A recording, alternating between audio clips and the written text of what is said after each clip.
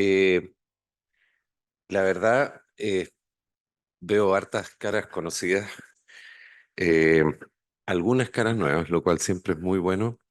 Y es solo para recordar que más allá, y aprovecho de felicitar a las directoras, la doctora Cassetti y la doctora Greco, porque creo que hemos tenido un congreso de alto nivel científico y de extraordinario interés, pero no hay que olvidar que esto es lo que somos y a esto es lo que venimos. O sea, eh, es cierto que es muy importante en un tiempo en el cual la educación médica continua está cada vez más focalizada por la industria con sus propios eventos de educación médica continua, tener un evento objetivo en que se analiza toda la evidencia y en que se actualiza qué es lo que está pasando a nivel mundial, pero siempre nuestro objetivo fue tener data local, saber qué es lo que está pasando en la región.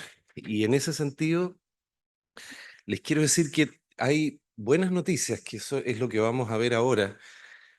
Buenas noticias que nos han dado ustedes, porque se ha recuperado el stop que tuvimos con la pandemia, que bueno, yo creo que ocurrió a todo nivel, si no hay que ver lo que pasó con cáncer, con enfermedades cardiovasculares, todo se detuvo, y se ha recomenzado con la recolección de datos a un nivel que ha superado incluso el volumen de datos que teníamos previamente.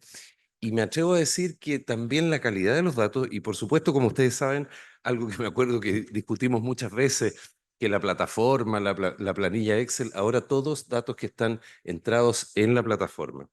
Entonces, quiero mostrarle algunos datos en esta primera parte de lo que corresponde al periodo, no me atrevería a decir post-pandemia en términos de recolección, porque el 2021 lo recolectamos el 2022, cuando ya estábamos saliendo de la pandemia. Lo que nos quedó un poco ciego fue el periodo 19-20. A ver si me acuerdo cómo era esto. Así. Ustedes pueden reconocer en los colores y en el diseño la mano de Pedro Sitko. Pedro Sitko no nos pudo acompañar. Yo trabajé durante las últimas 2 semanas con él para analizar, revisar estos datos y poder hacer la presentación. Todos ustedes saben que nosotros recolectamos objetivo 0, que es recursos en los centros, objetivo 1, que es población bajo control, objetivo 2, que son los ingresos, y en lo que estamos atrasados en el objetivo 3, que son los outcomes a un año. Y eso es lo que queremos discutir, que de aquí salga, oye, esto es lo que tenemos que priorizar ahora, se viene el 2025 con las metas que ya analizamos el primer día, y nos pongamos de acuerdo para decir ya, focalicemos lo que viene en esto. Vamos a ver si ahora me funciona el puntero. Aquí están los últimos 3 años en términos, por ejemplo, de dotación de enfermeras en los centros, y ustedes ven que se mantiene relativamente estable dotación de químicos farmacéuticos en los centros, y se mantiene también estable. La dotación de agentes comunitarios en los centros subió al año 2022 y después bajó levemente. Y acá viene en cuanto a recursos no humanos, la disponibilidad de carga viral, en este caso no es la disponibilidad, sino lo contrario, los periodos de desabastecimiento de carga viral, y siempre se mantiene un nivel. Esto está extrapolado hacia la población bajo control en estos centros, no es unitario centro por centro, sino que en base a cuánta población atiende. Por lo tanto, es la cantidad de gente que estuvo expuesta a no disponibilidad de carga viral, la disponibilidad de genotipo al primer fracaso, que ha ido subiendo, y yo diría que es una realidad que actualmente tenemos disponible en la región, genotipificación al fracaso, y el genotipo al baseline, que sigue siendo, y esto lo escuché en varias presentaciones, que si se necesita o no se necesita genotipo al baseline, la verdad es que la disponibilidad, si vemos la población bajo control en la región, la disponibilidad de genotipo basal sigue siendo muy baja, inferior a 1 cada 3 pacientes. Y en cuanto a los episodios de desabastecimiento de terapia, la población expuesta a desabastecimiento de terapia se mantiene en un nivel bajo, pero que no llega a 0. Por lo tanto, sigue habiendo a nivel regional episodios de desabastecimiento de terapia. Esto en términos generales. Si quiere, terminamos el objetivo 0, hacemos alguna discusión y pasamos al objetivo 1, o paramos un poquito más adelante y discutimos qué es la idea. Aquí, y no logro distinguir si hay de todos los países, pero hay algunas cosas que son algo raras. Aquí está la cantidad de horas médicas por, por población asignada en esos países, en cada uno de los países. La línea que ustedes no sé si alcanzan a ver ahí es de la disponibilidad de horas médicas. Daría para atender 4 pacientes por hora, que se supone que es una cifra razonable, y 2 veces al año, con controles 2 veces al año. Entonces, hay países que están en la media, o incluso un poco por debajo de la media, algunos muy por debajo de la media. Veo al doctor Martínez ahí. Colombia, le sobran recursos, según lo que reportó. Por tanto, el doctor Martínez tiene tiempo de leer el diario, en el consultorio y otras cosas. Pero hay otros países como México, y acá yo tengo una explicación, en que la cantidad de pacientes por hora supera los 15, atendidos 2 veces al año. Obviamente eso no es posible, que los médicos estén atendiendo 15 pacientes. Lo que ocurre es que aquí tenemos los datos de Condesa, y Condesa tiene mucha atención por agente comunitario, por profesionales no médicos, etcétera. Y está la situación, vi al doctor Pinzón por ahí, al doctor Rudy, de Guatemala, que a diferencia del doctor Martínez, el doctor Pinzón se lo pasa metido atendiendo pacientes ahí en la consulta, porque tienen prácticamente 8 pacientes por hora que atender, para atenderlos 2 veces al año. Entonces, aquí hay algunas cosas que ameritan alguna discusión, alguna explicación, pero que son datos interesantes en términos que las dotaciones de recursos humanos, con estas excepciones que les mostraba, parecen estar adecuadas para un modelo de atención que implique atención médica 2 veces al año, y también la atención por otros profesionales.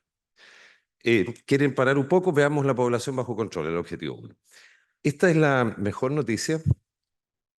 Fíjense que, y acá tienen el gráfico de los últimos 3 años, en el año 2021 teníamos 102.000 pacientes bajo control, el 2022 96.000, y este año 2023 hay un bajo control de 124.677 pacientes, que es lo más alto que hemos tenido históricamente. O sea, se recuperó a niveles incluso muy prepandemia.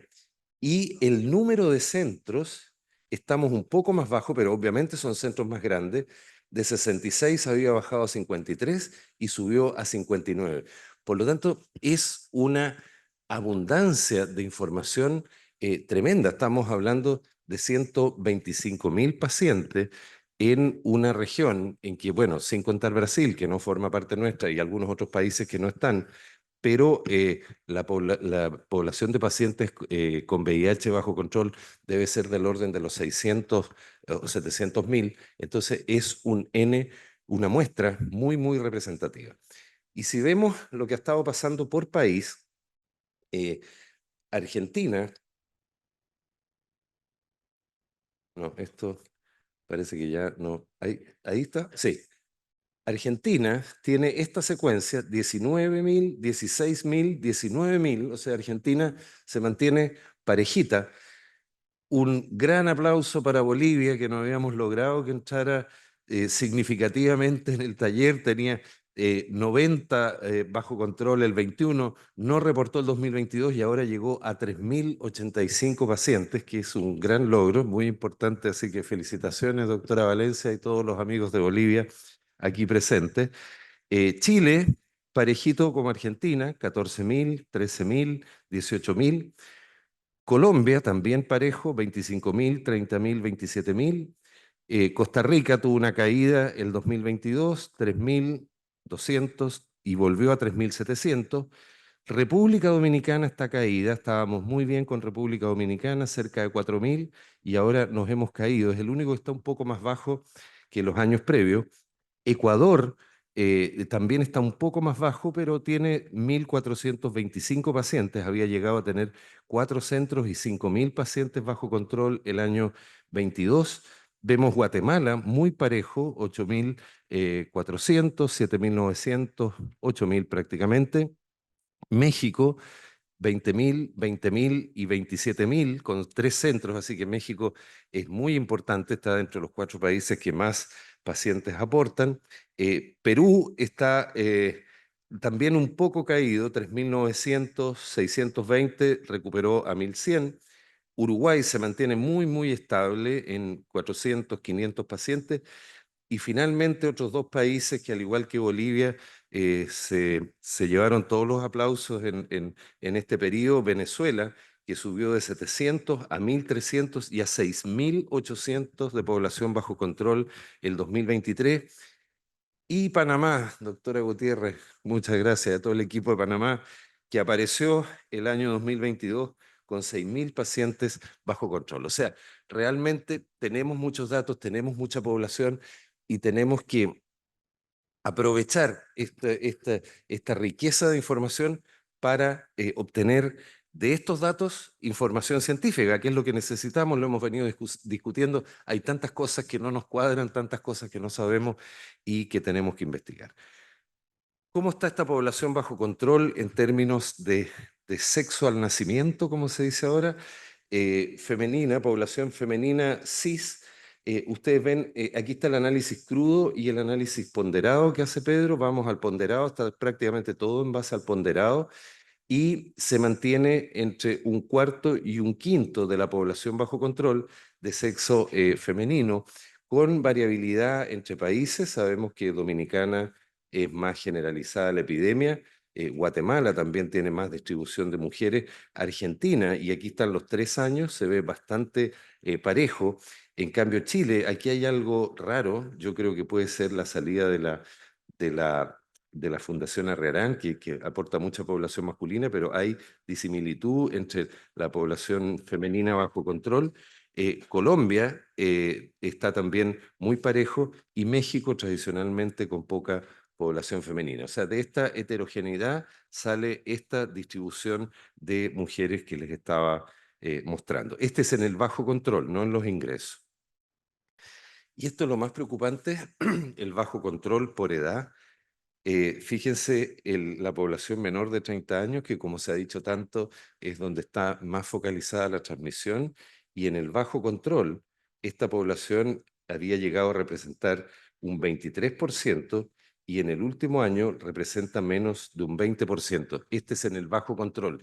Y lo que sí estamos viendo es que la población mayor, nosotros habitualmente hablábamos de los mayores de 50 años para hablar en VIH, les corríamos la tercera edad, se las adelantábamos por el envejecimiento prematuro, ha llegado a un 27%, pero ahora ya se está hablando de sobre 40, ustedes se acuerdan del REPRIV y de las guías europeas, y sobre 40 es la mitad de la población. O sea, si estamos hablando de riesgo cardiovascular, la mitad de nuestros pacientes amerita una aproximación especial en términos de riesgo cardiovascular, y es un foco que evidentemente tenemos que abordar porque eso es lo que nos va a estar afectando. Esto creo que es primera vez que lo reportamos, es dentro del objetivo 1, lo que está reconocido como etnias originarias.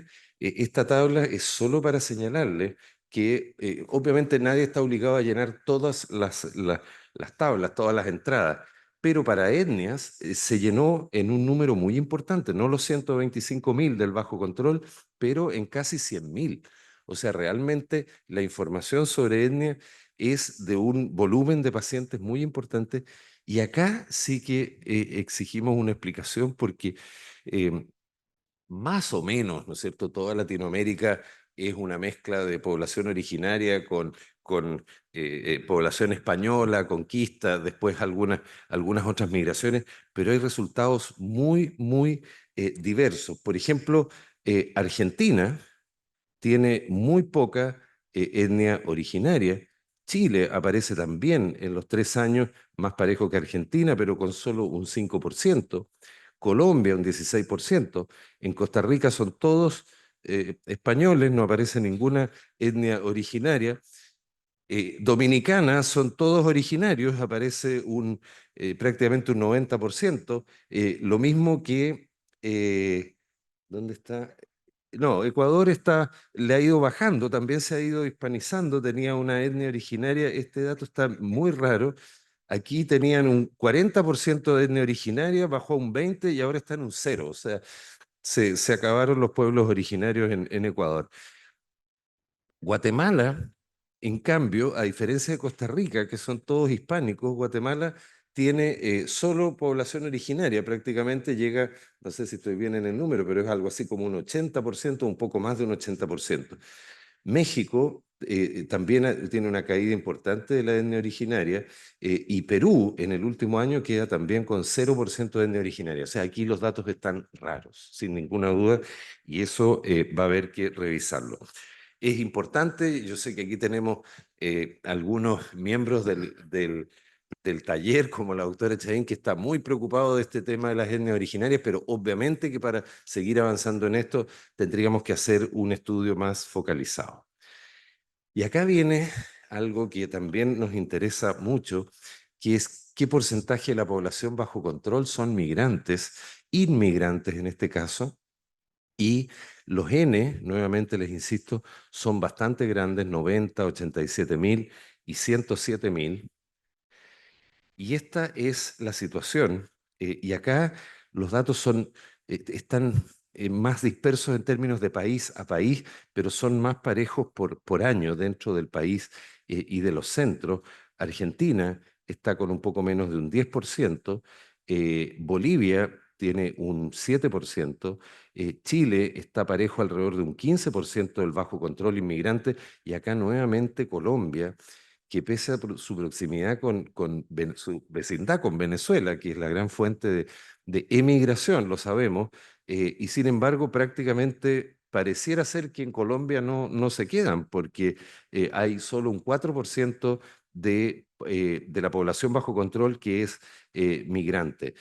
También en Centroamérica muy poco, y en cambio Ecuador y Perú tienen un alto porcentaje de su bajo control, ustedes lo ven aquí y acá, que son migrantes, o sea, serían países prioritarios como destino de migración, no así México, bueno, y Venezuela como inmigración, obviamente no, y Uruguay también bajito. O sea, aquí hay datos bien relevantes y esto lo hemos conversado, ha sido foco de otras otras conferencias y yo creo que aquí sí es muy necesario ir a estudiar específicamente, bueno, las nacionalidades, sabemos más o menos cómo es. Hay migraciones tradicionales de países vecinos, pero en resumen, si ustedes se fijan en el análisis ponderado, aproximadamente el 10%, casi el 10% de la población que atendemos en la totalidad de los centros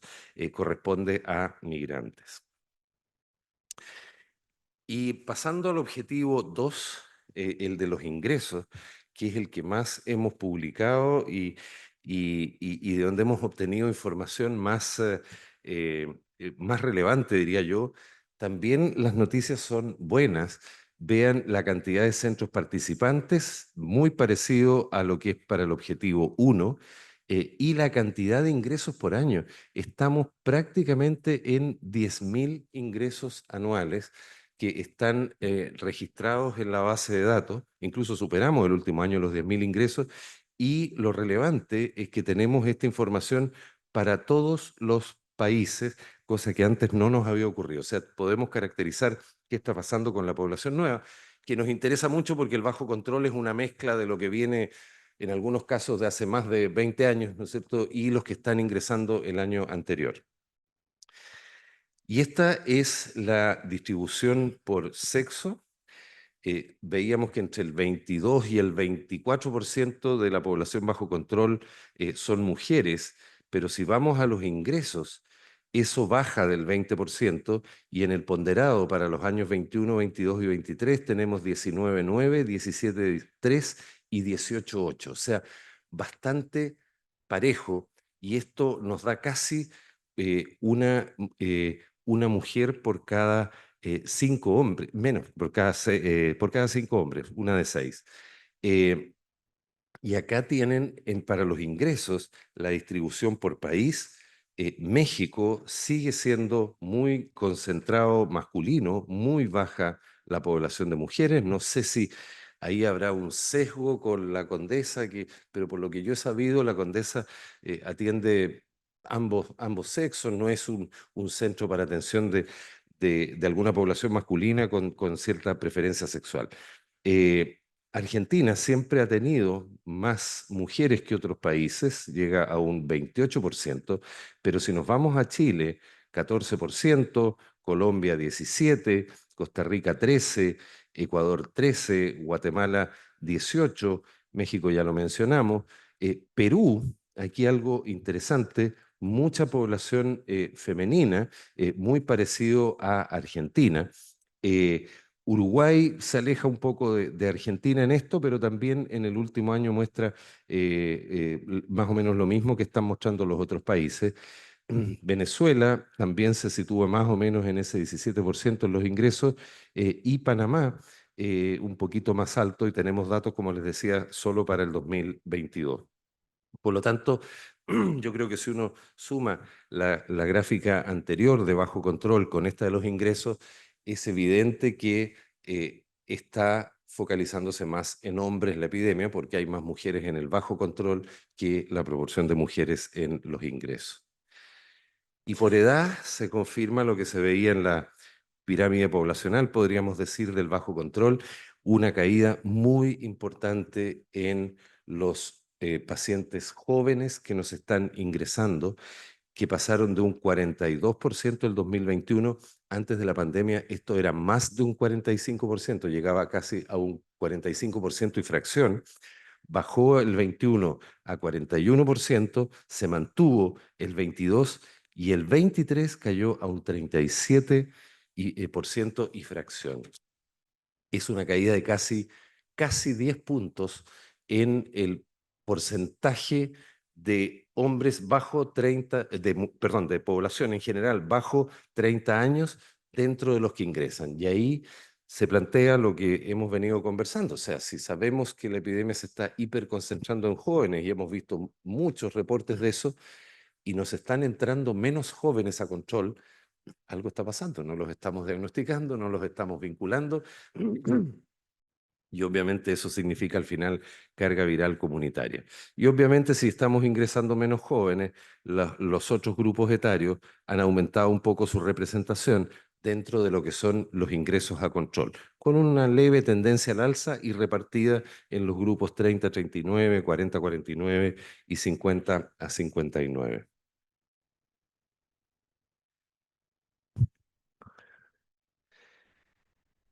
Eh, Más tablas de Pedro.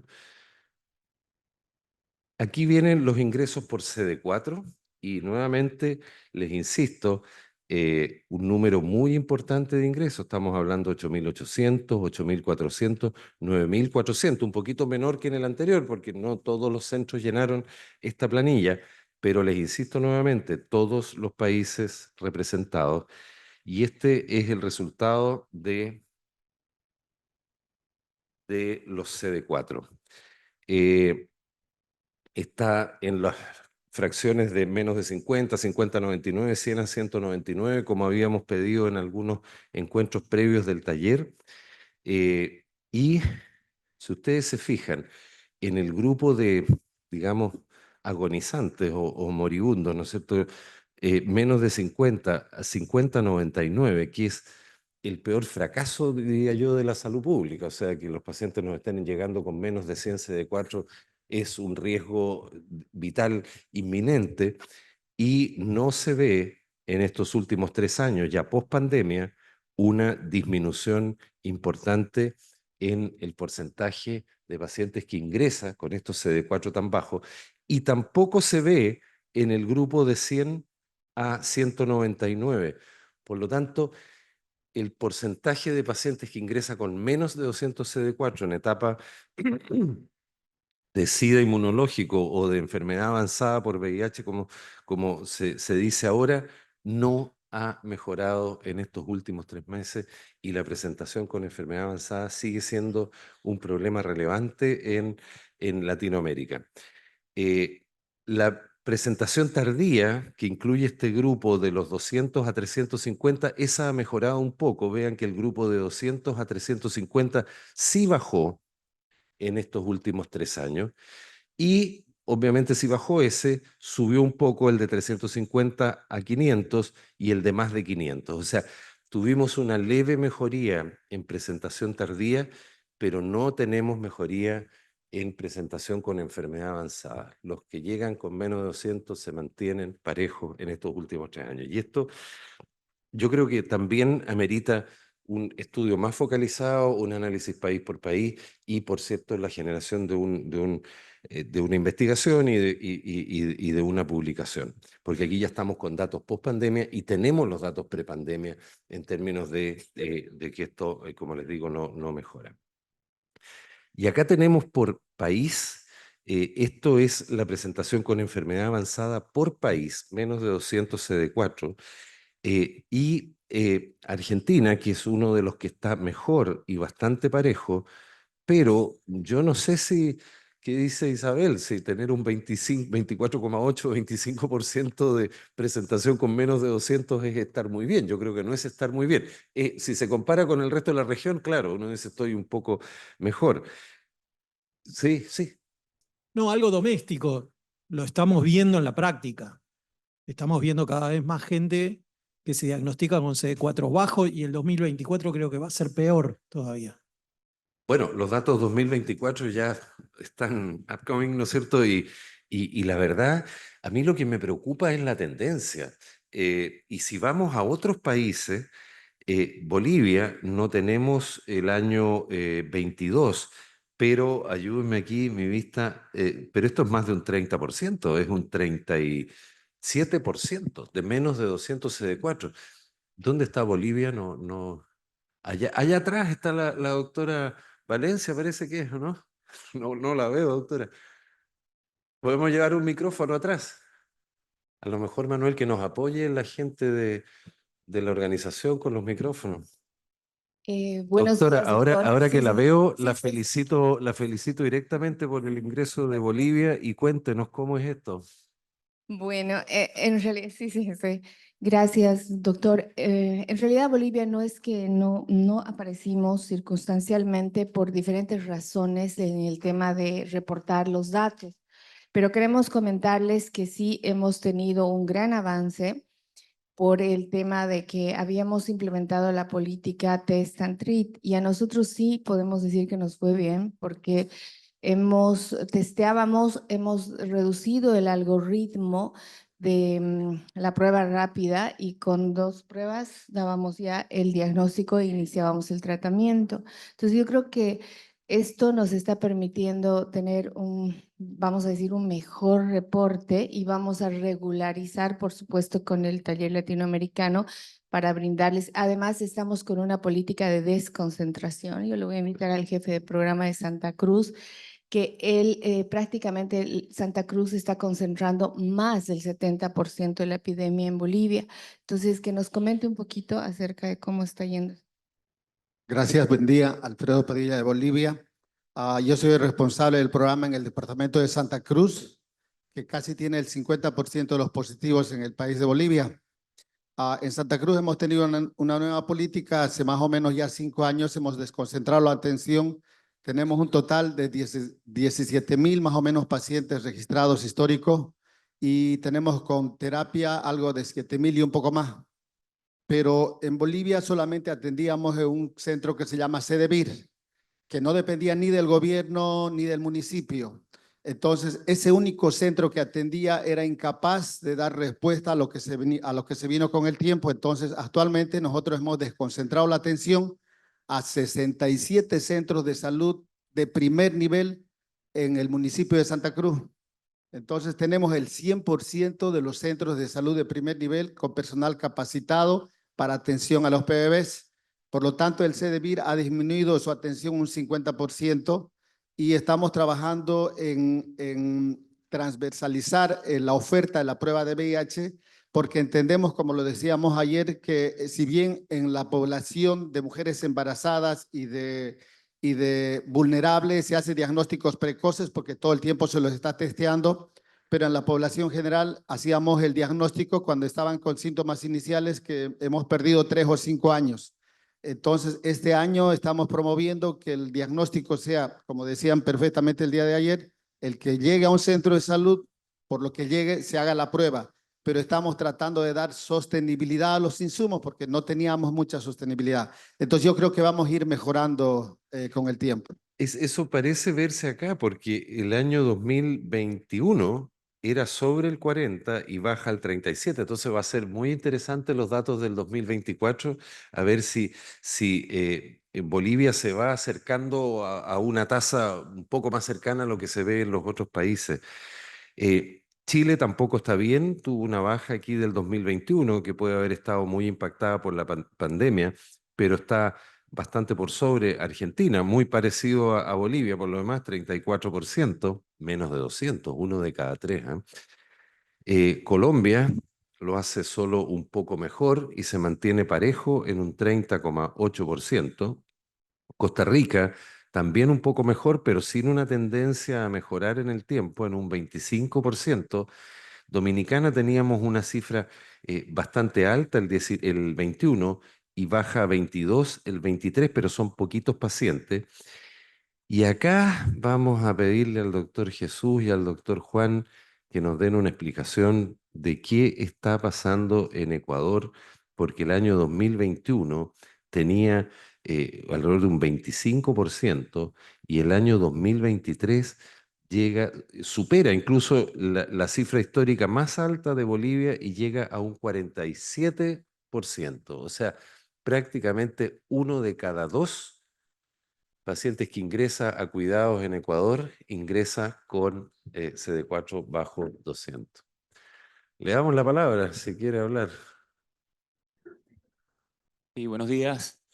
Doc, yo creo que la parte de los datos, creo que porque tenemos pocos centros. Entonces yo, por ejemplo, trabajo en el Instituto Ecuatoriano del Seguro Social y nosotros hemos sacado nuestro propio porcentaje de nuevos ingresos con enfermedad avanzada y estábamos alrededor de un 25-27%.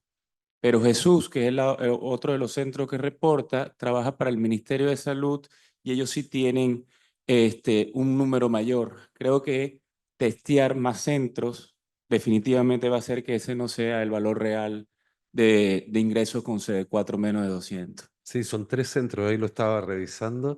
Entonces es urgente que para el 24 nos incorpore un par de centros más. Podría ser entonces un tema de selección de centros, pero lo mismo está pasando en Guatemala, pero no con esa tendencia, sino que con una tendencia más estable. Y Guatemala está en este último año en un 48%, y si mis cálculos están bien, llegó a estar incluso el 2022 sobre un 50%. ¿Qué dice el doctor Pinzón, el doctor Rudy?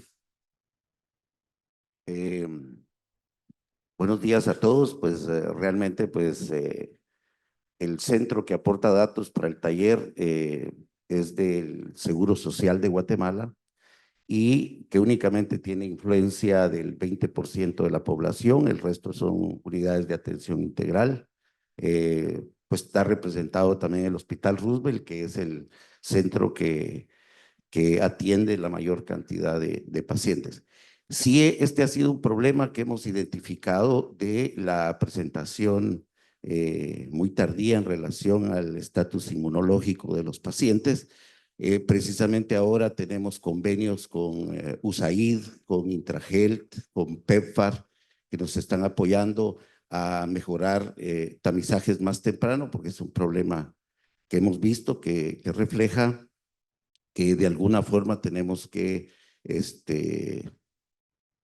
prácticamente pues atender a los pacientes de una forma más temprana y no esperar. Y yo creo que sí refleja lo que estamos viviendo y también agencias de cooperación internacional que nos están apoyando ahora para mejorar esto. Pero Roosevelt y Seguridad Social dijo, representan más o menos es un porcentaje importante del total de la atención en Guatemala, ¿o no? Sí, prácticamente solo los dos centros creo que albergamos un total de 8,000 pacientes. De bajo control.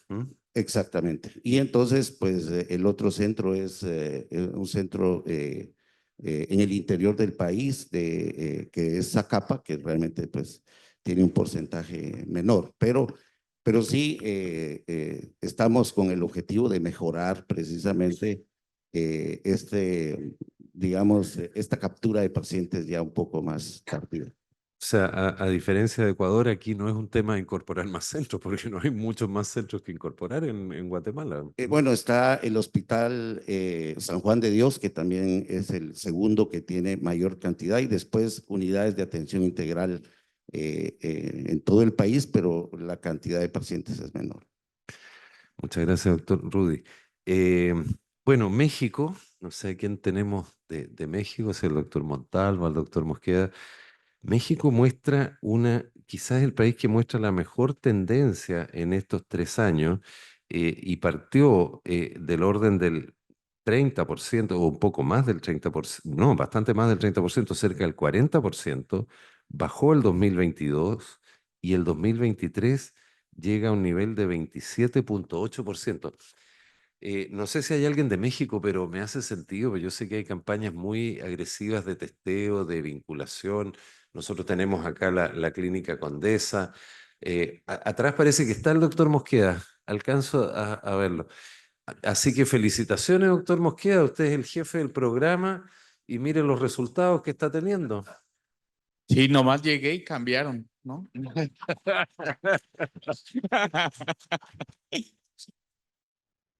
Eh, Creo que siendo realistas, estamos viendo la recuperación post pandemia. Vemos centros como La Condesa, como León, Guanajuato, que durante la pandemia perdimos mucho del seguimiento de los pacientes. Eso nos llevó a un incremento de pacientes con niveles de CD4 reducidos, pero estamos un poquito como en ese regreso a la salud de los pacientes con VIH. Estamos como regresando a nuestro basal y yo creo que más o menos ahí nos tenemos que acomodar. Esa brecha que nos quede es más o menos la que no hemos podido avanzar y que ahora queremos meter algunas otras estrategias. Y aprovechando nada más para comentar en la distribución por sexo, yo creo que sí influye mucho que en la Condesa es radicalmente amplia la diferencia entre hombres y mujeres y que no representa el país. El país debe andar en general 20% de mujeres, 18 o 20% de mujeres y el resto son hombres, pero en la Condesa sí se ha consolidado como un centro que atrae mucho hombres que tienen sexo con hombres. Entonces, como que mueve mucho las estadísticas porque tienen 20,000 pacientes. Entonces, hacen lo que sea. Lo que ocurra ahí marca tendencia. Sí, yo creo que es lo mismo que pasa en Chile con la Fundación Herrerán, que también concentra mucho hombre que tiene sexo con hombre. La doctora Mónica Tormes nos quiere contar algo de Dominicana. Dominicana lo habíamos visto acá, sí, que había también 22. bajado del 21 al 23. Sí. Fíjate, esa es una sola unidad de atención integral. En la República Dominicana tenemos 79 unidades de atención integral. Y creo que eso está muy relacionado con lo que es el testeo. Nosotros hacemos testeo de campañas masivas, tenemos el apoyo de la sociedad civil y de las organizaciones LGBTQ+. Entonces, ellos en sus comunidades hacen el testeo. Nosotros, para el primer pilar del 95%, nosotros tenemos alrededor, con el cumplimiento de las metas, superamos a un 103% de testeo. O sea que el primer pilar de la cascada en República Dominicana se superó. Y yo creo que eso va muy relacionado con el diagnóstico temprano y cómo estamos captando a los pacientes que no están tanto con esos CD4 por debajo de 200. Nosotros aproximadamente tenemos 57,000 personas de las 79 estimadas que viven con VIH en la República Dominicana, 56,610 en terapia antirretroviral, o sea, un 74%, y con carga viral indetectable tenemos un 70%. Y quería comentarte también que la edad más donde se ven los diagnósticos está entre 40 y 44 años. Pediátricos tenemos pocos pacientes porque ya han ido pasando la adultez. Este año Solamente hemos tenido un caso de transmisión materno-infantil, que es en una migrante haitiana. Y en cuanto a la generación de los migrantes, que también tú pasaste en la anterior, quise aprovechar para nada más hablar una sola vez. Nacionalidad dominicana es un 71.20%. ¿Nacionalidad? Dominicana, 71.20%. Haitiana, 27.88%. Venezolana, 0.58%. Y no determinada, un 0.1%. Entonces, nosotros suponemos que se estima que hay 20.200 migrantes haitianos en la República Dominicana. Y el 80% está en terapia, no, 70% está en terapia antirretroviral y de esos el 80% tienen carga viral indetectable. Recordar que el tratamiento es gratuito para todo el mundo y que tanto así como la carga viral y CD4 se realizan 2 veces al año y se están cumpliendo las metas en ese sentido. Entonces, cuando tú miras un solo centro, como que no te da la realidad del país. Lo que tenemos que tratar es de poder seleccionar un poquito más y apoyarnos en lo que son los datos nacionales, que ahí agrupa todo lo que hay. Correcto. Cualquier otra cosa, estamos a la orden. Muy bien. Bueno, muy interesante. Nos habíamos quedado con México. Panamá entra en el taller este año, con datos me refiero, y sale que nada menos que con un 47% de presentación con CD4 bajo 200, doctora Gutiérrez.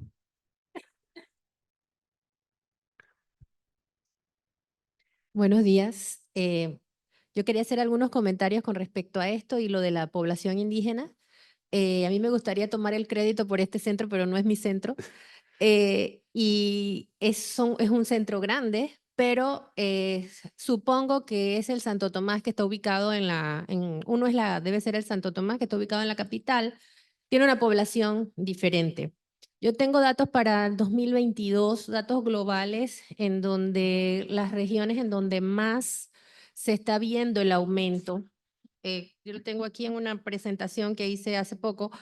Los números son alarmantes en cuanto a población indígena. Para el año 2022, el mayor aumento en nuevos casos de VIH en los últimos años se da en esa población. La tasa más alta de nuevos casos, alto porcentaje de presentadores tardíos, que para todo el país es alrededor del 25%. 74% de los casos de transmisión perinatal de VIH en Panamá en el 2022 fueron de población indígena.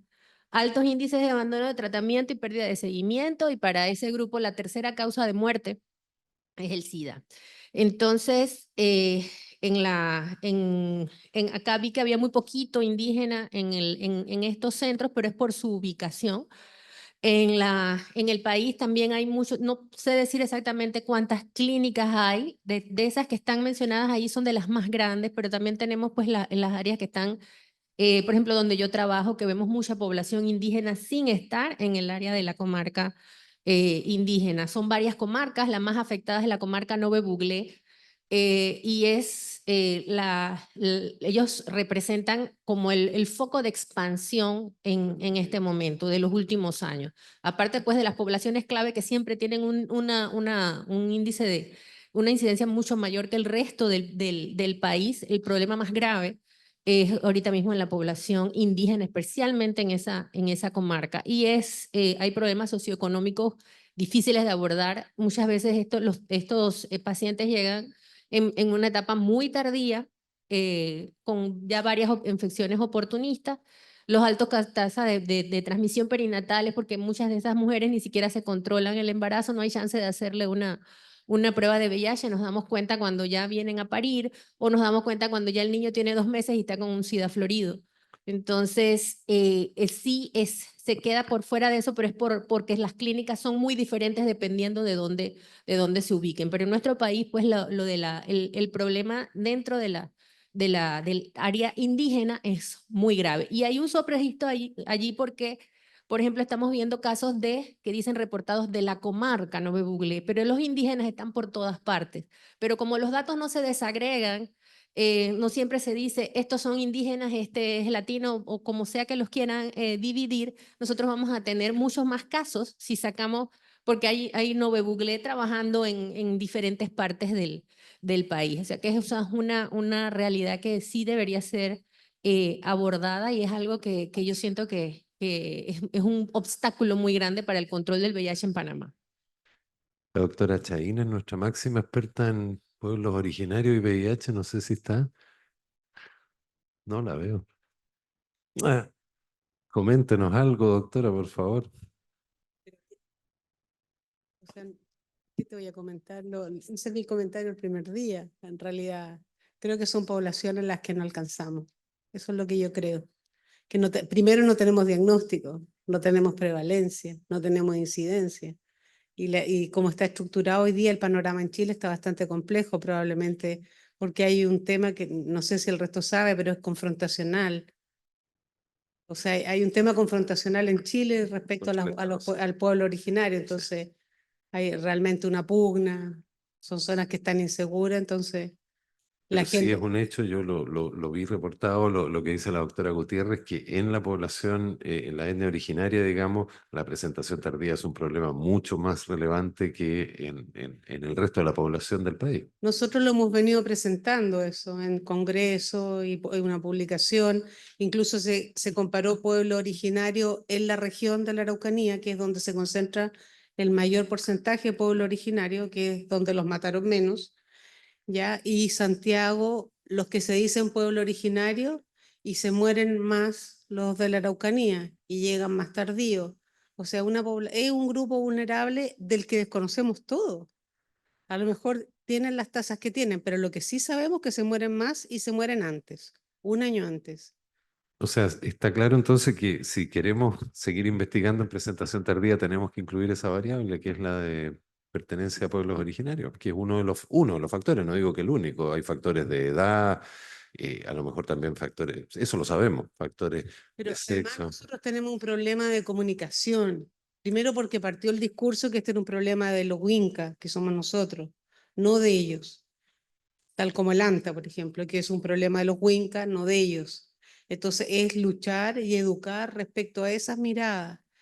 Yo sé que la doctora tiene en Neuquén también pueblo originario, pero la doctora Canoli. Gutiérrez. Sí, sí, sí, claro, sí, esto es abierto.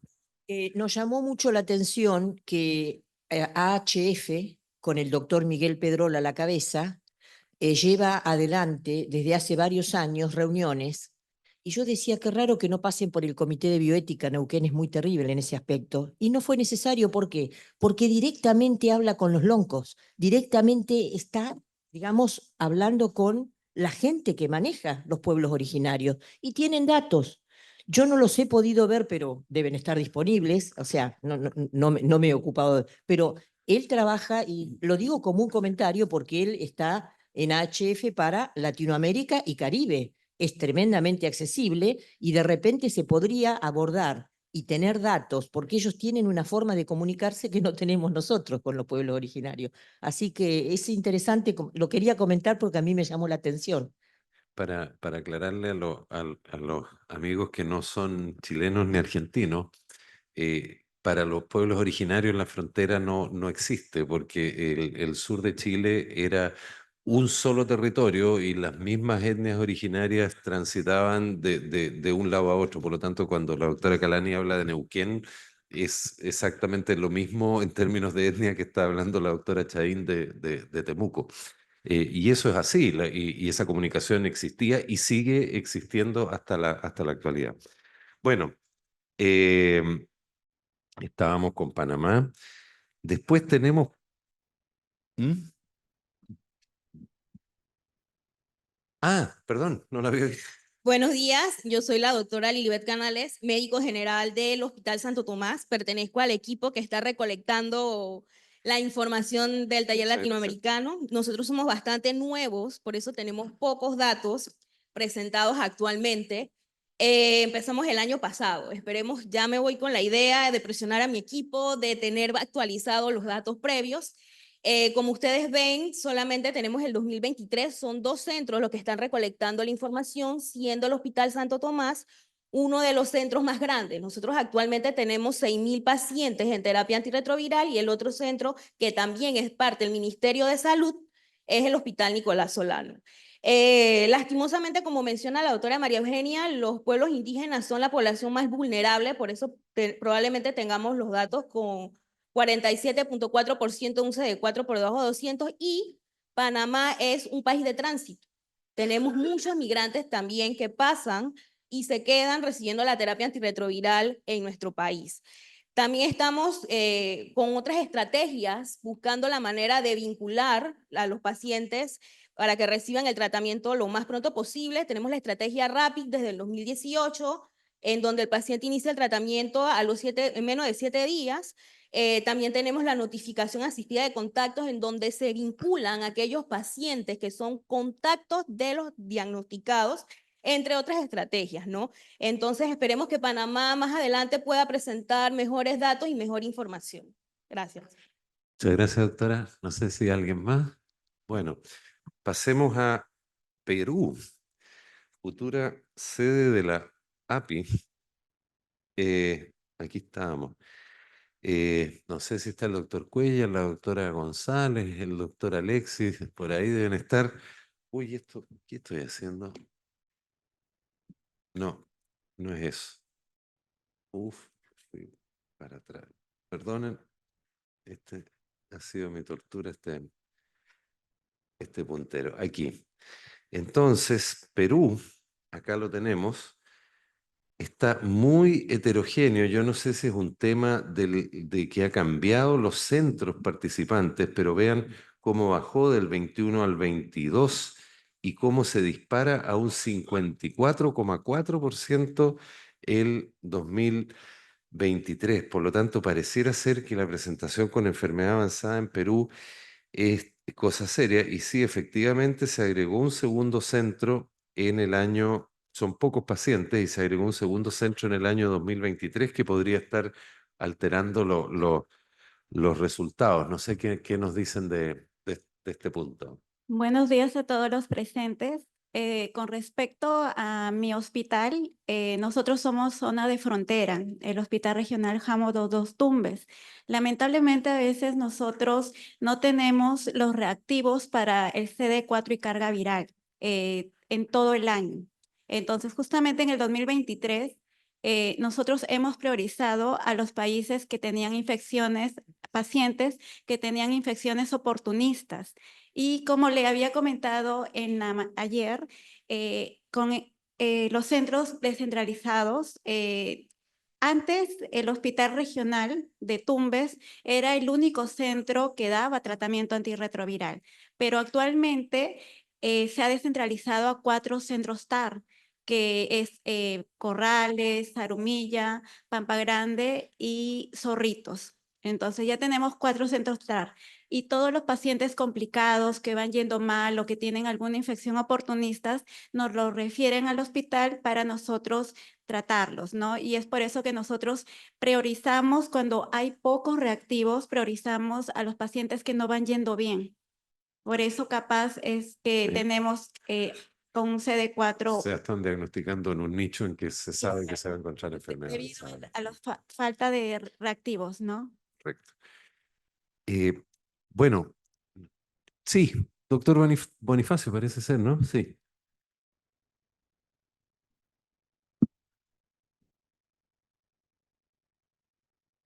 Buenos días. Lamentablemente en Perú tenemos un problema serio, no solamente en VIH, ¿no? Creo que es un problema de política de salud, ¿no?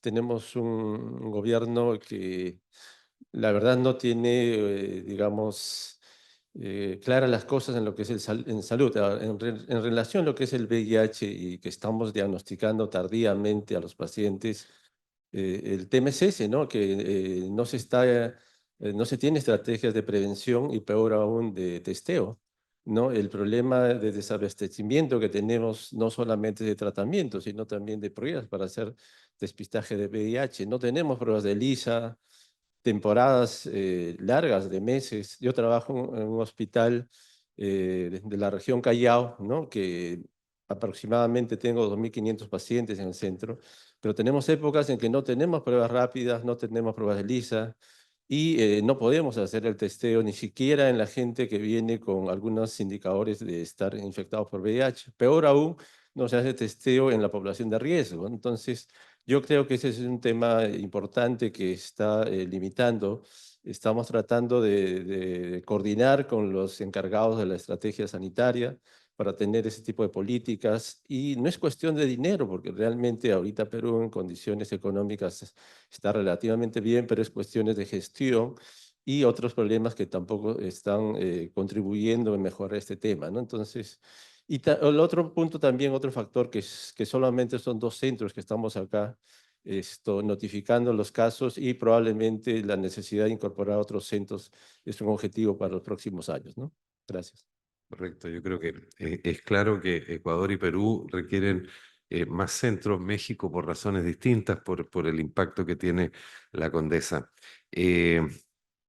Bueno, Uruguay también tiene, aquí el 2022 algo pasó, pero en general se mantiene en una tasa similar a la de Argentina, de un 22,8%. Casi ningún país baja de un 20% de presentación con CD4 bajo. No sé si de Uruguay nos quieren hacer algún comentario. En general sabemos poco de lo que pasa con el VIH en Uruguay. Buen día. Bueno, en realidad en Uruguay hay un solo centro que está reportando, pero también tenemos un sistema de salud que está muy compartimentado, ¿verdad? Porque nosotros tenemos un sistema público y un sistema semiprivado que los trabajadores tienen acceso a, que parte paga el gobierno y parte paga el trabajador. Entonces tenemos muchísimos centros y en todos esos centros se atienden pacientes con lo que venga, ¿no? Con VIH también. Esa es una diferencia en el sistema de salud que hace que para que fuera significativo tendríamos que tener muchísimos centros registrando. Igual, según el último reporte del ministerio, que llegamos como a un 97% del primer 90%, pero reportan en los casos, nosotros tenemos 900 casos al año y un reporte de un 30% más o menos con CD4 menor de 200. Si bien los números lo que tienen es un total no es el total de los casos nuevos que se pudieron reportar los CD4, pero lo reportan como alrededor de un 30% de casos nuevos el ministerio. Bueno, y doctor Morales, ahí tenemos Venezuela. ¿Qué nos dice de Venezuela? ¿Quién va quedando en Venezuela? 19, no sé, no alcanzo, no, parece que es más de 19%, 19,7%. ¿Dónde está el doctor Morales? Bueno, nosotros estamos ahí todavía. Y seguiremos. Bueno, no, ahí hay mucha variabilidad. Pienso que también hay un sesgo. Fíjense que ahorita ingresó el Hospital Universitario, que es el principal centro de información de pacientes que manejan a nivel de Caracas y de Venezuela.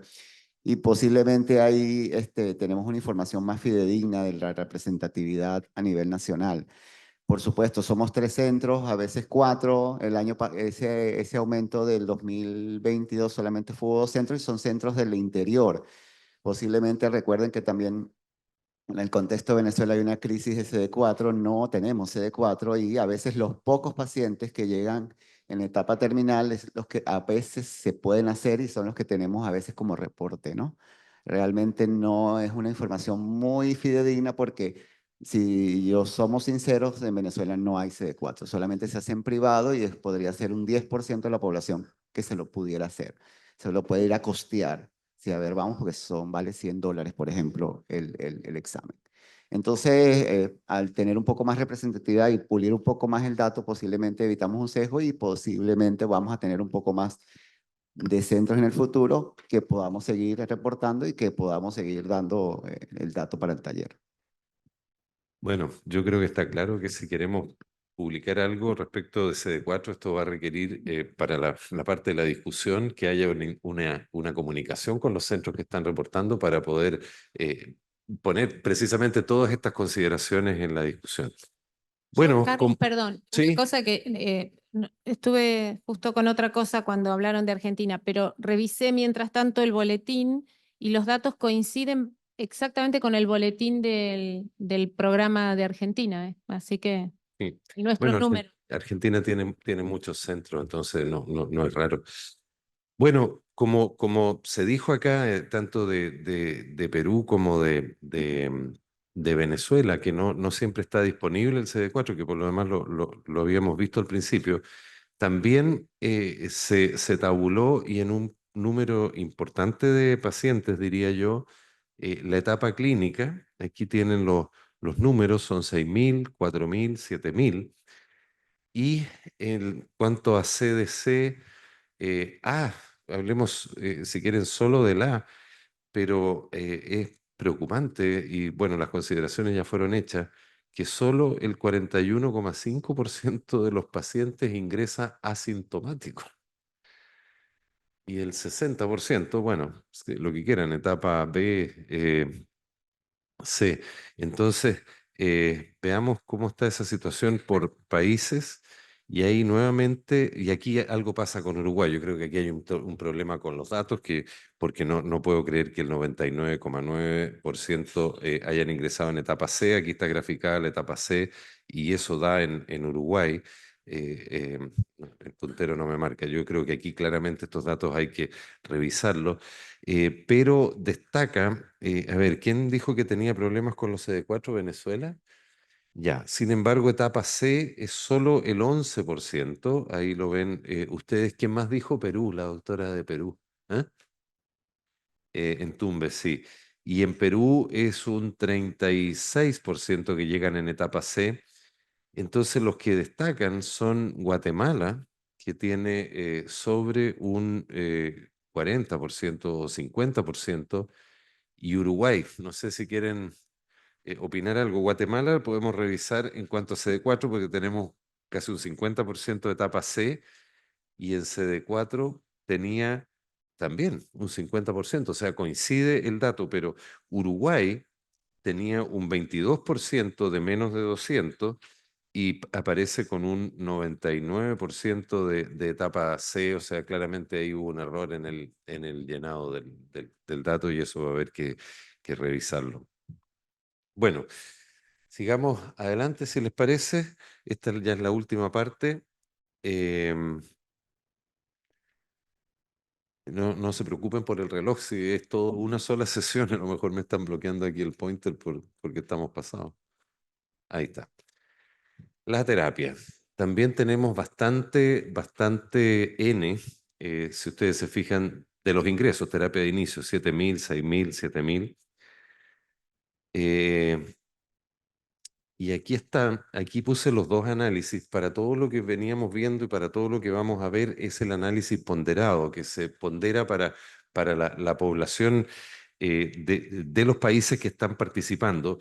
Pero en este caso tenemos el análisis no ponderado, vale decir, aquí está lo reportado exactamente, y acá está ponderado por población. ¿Y por qué lo quise poner así? Y esto de que los inhibidores de integrasa representan el 76,1, que es muy cercano a lo que nos dijo Ernesto ayer, antes de ayer parece que fue, se refiere al ponderado. Si se fijan, si vemos los centros que nos reportan, pero lejos gana dolutegravir con un 74%. Pero si hacemos el análisis ponderado, y aquí evidentemente tiene mucho que ver México con la población que tiene, la cantidad de dolutegravir y de victegravir en Latinoamérica es, o mejor dicho, de la población que está bajo dolutegravir y que está bajo victegravir, se tiende a parejar, sin contar Brasil. O sea, obviamente Brasil es el que descompensa la balanza acá, porque Brasil aporta prácticamente la mitad de las terapias, pero dejando fuera Brasil, la población que está recibiendo uno y otro inhibidor de segunda generación en el análisis ponderado es similar. Y acá tienen qué países están con dolutegravir y cómo ha ido evolucionando el dolutegravir. Entonces, me imagino que Isabel y María Marta quieren saber en Argentina y ayúdenme ahí, pues no veo ese número, pero 80%, 80%, claro. Bolivia, creo que es casi 100%. Chile está un poco más bajo y parejito, 70%. Ernesto, sin palabras. Lo saltamos, Ernesto pasa. Ernesto pasa. Uy, perdón. Sí, pero por supuesto. Discúlpame, pero no me queda claro, en mi concepción simple, ¿qué valor tiene eso si estamos sometidos a disposiciones de los gobiernos? Eso, o sea, ¿qué valor tiene que en Chile hemos uniformado la terapia? Yo lamento ponerle pelo a esta sopa, pero pregunto eso, ¿qué valor tiene? Lo que muestra Alejandro o el grupo de la Chile es totalmente anecdótico en Chile. Ayer nos miramos y decíamos, ¿de dónde saca Doravirina este hombre? Esa es la pregunta que yo me hago. Por eso, Carlos, ¿tiene valor este dato? Si Sí, estamos... yo creo que es confirmar empíricamente una situación y es lo que yo, o sea, Carolina, no te pelees conmigo, ya con Isabel tengo bastante.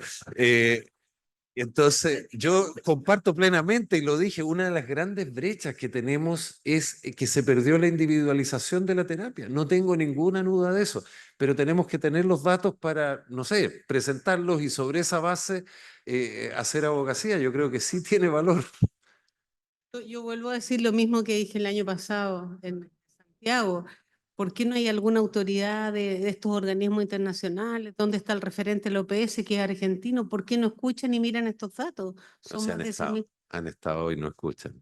Es un problema otorrinolaringológico. No, no escuchan. ¿Cómo se llama este? Luna. No, no es Luna. Vila, Vila. Y no, incluso desconocieron los datos, dijeron que esos no eran los datos que ellos tenían. Y es lo que conversé el primer día, o sea, tú le estás diciendo, ¿sabe que esto no funcionó? No están bajando las nuevas infecciones y no escuchan, ellos siguen con su mismo discurso. Pero, a ver, Carolina, si tú sabes, para ser político, básicamente a ti te tienen que dar una tremenda argumentación y tú te tienes que mantener con tu cara imperturbable y repitiendo el mismo discurso. Eso es ser político. Digamos. Entonces, no hay cambio. Bueno, sigamos en la línea. Costa Rica, 80%, Dominicana, 97%, Ecuador, 97%, Guatemala, a lo mejor ahí nos quiere contar algo nuevamente Rudy, pero tiene una tasa bastante más baja.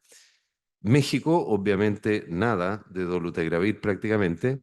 Panamá, Perú, sobre 90%. Uruguay, también muy bajo. Y Venezuela, todos. Entonces, pasemos al otro, que es Victegravir. Y acá ven que, por ejemplo, en Argentina se usa un poco de Victegravir. En Chile, el doctor Afani usa un poco de Victegravir con su Bicuch, que forma parte de este taller, y el resto nada. Colombia nada, Costa Rica muy poco, Dominicana, Ecuador, Guatemala nada, y aquí entra México con sobre o sea, el 80%, Panamá, Perú nada, y Uruguay, que tiene un 62% de Victegravir y Venezuela nada. Y para terminar este análisis, aún Efavirenz. Y ojo que en terapias de inicio estamos hablando, todavía hay un 0, algo en Argentina, en Bolivia, en Chile, parece que está ahí. Costa Rica lo abandonó en estos 3 años que estamos reportando, bajó de más de 50 a menos de 10. Dominicana prácticamente lo abandonó, Ecuador lo abandonó, Guatemala lo abandonó, México ya lo había abandonado, Panamá también, Perú muy poquito, Uruguay todavía tiene y Venezuela lo abandonó. Y el que está usando aún Efavirenz es Colombia. Carlos, un Sí. comentario. Yo creo que los datos así por droga tienen que ver con las políticas de cada país, sin ninguna duda. Y ahí va lo que dice. Pero bueno, es para saber qué pasa en la Argentina. El ministerio compró TDF, 3TC. Sí, TLD. Sí, exacto. Dolutegravir. a un precio muy económico realmente. Y entonces, bueno, como nosotros reportamos desde lugares públicos y privados, vos vas a ver ahí que el Victegravir está aportado por los lugares que tienen obras sociales y prepagos. Helios es obra social. Entonces, ahí me parece que sí hay que analizar país por país y las políticas de cada país. Uruguay debe tener esas cifras porque sus guías cambiaron y tienen más Victegravir que antes, ¿entendés? Entonces, creo que el análisis va por ese lado, ¿no? Ah, sí. Bueno, que nos estamos migrando, pero y eso es bueno para destacar del taller, exacto. Claro, ¿qué tal? Buen día. Soy Roxana Quini, de acá de Buenos Aires. Y en realidad pensando un poco en las charlas de ayer, digo, a lo mejor se encontró un tratamiento antirretroviral óptimo y nos tenemos que ocupar de otras cosas, ¿no? Digo, todo lo que se habló ayer. No digo que nos quedemos sujetos a un esquema único. Por supuesto, siempre se necesitan otras opciones, pero tal vez habiendo encontrado el esquema que es el que los pacientes necesitan, nos tenemos que ocupar del riesgo cardiovascular, nos tenemos que ocupar de la menopausia, nos tenemos que ocupar de todas las otras cosas que estuvimos hablando y nos tenemos que ocupar de diagnosticar, que me parece que es lo que todos estamos viendo, el diagnóstico tardío.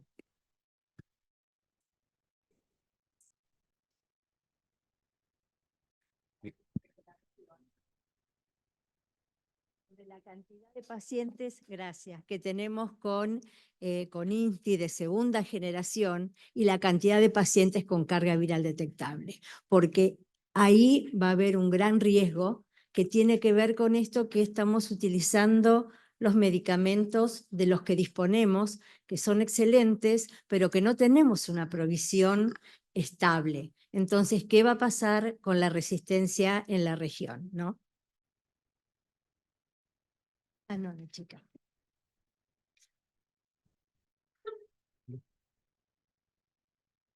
Sí, sí, yo estoy convencido de que realmente la tendencia de esa primera terapia, el factor principal no es ni siquiera la guía, ni las políticas, son los costos. Y eso lo mostré en la presentación de antier, en la cual la penetración de dolutegravir en los países, la mayoría de los países, más del 50% ya tienen TLD. Y la razón por la cual Colombia sigue figurando vergonzosamente con ese Favirenz es precisamente el costo. Pero mire que sin que todavía tengamos un dolutegravir barato, que eso se demorará probablemente 6 meses más, ha ido disminuyendo en la medida en que ha ido aumentando también poco a poco dolutegravir de marca y dolutegravir de costo que ha ido mermando en el tiempo, pero que sigue siendo de alto costo. Y el otro grupo que se está creciendo en Colombia es el de los inhibidores de proteasa. La gente se está dando cuenta de que Favirenz no es lo indicado y ha ido aumentando el dolutegravir, pero el que más crece es atazanavir, ritonavir y darunavir, ritonavir, que seguirá siendo esa tendencia a raíz de los resultados del estudio que sacamos en el cual la resistencia a Favirenz es extremadamente alta. Irá desapareciendo el Favirenz, ya no por costo, sino por esta resistencia, pero creo que hasta que no llegue el TLD, va a ser reemplazado por inhibidores de proteasa.